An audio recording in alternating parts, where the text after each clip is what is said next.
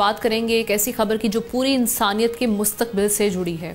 UN के secretary general Antonio Guterres ने Geneva में आलमी मौसमियाती तंजीम के 75वें इजलास में खबरदार किया है कि हमारा कुर्रा अर्ज तबाही के दहाने पर पहुंच चुका है।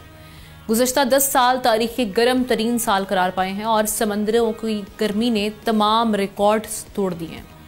उनका कहना था कि ज़मीन के चप्पे चप्पे पर जंगलों की आग, तबाहकुन सैलाब, तूफान और शदीद गर्मी की लहरें नया मामूल बन चुकी हैं। गुतरेस ने कहा कि अब वक्त आ गया है कि दुनिया ख्वाब गफलत से जागे।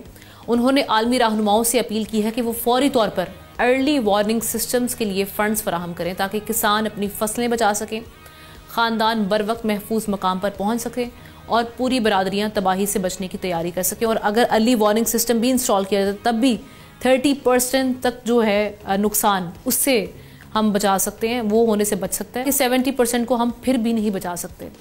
लेकिन सवाल ये है कि क्या दुनिया के जो बड़े रहनुमा वाकई इस बिगड़ते मौसम के खिलाफ एक मौसर महाज बना पाएंगे, या फिर हम सब एक ऐसी ज़मीन के बासी बनते जा रहे हैं जो आहिस्ता आहिस्ता ज़िंदगी गुजारने के काबिल नहीं रह जाएगी।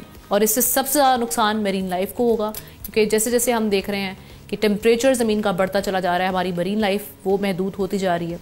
और इसके साथ साथ नेक्स्ट मंथ हम देख रहे हैं कि COP30 क्लाइमेट समिट जो कि ब्राज़ील में होने वाला है, वहाँ पर इस हवाले से क्या फ़ैसले होते हैं, क्या आलमी लीडरान इस हवाले से वाक़तन कोई अहम कदम उठाएंगे मिलकर, और इस हवाले से क्या इक़दामात किए जाएंगे। क्योंकि डेवलपिंग कंट्रीज़ में भी हम देख रहे हैं कि 2 मिलियन से ज़ायद अमवात हम देख रहे हैं गुज़श्ता 5 दिहाइयों में। अगर हम सिर्फ 5 दिहाइयों की बात करें तो उसमें हो चुकी हैं इन क्लाइमेट की वजह से जो तब्दीलियां हम देख रहे हैं। सब्सक्राइब करें और बेल दबाएं ताकि कोई खबर रह न जाए।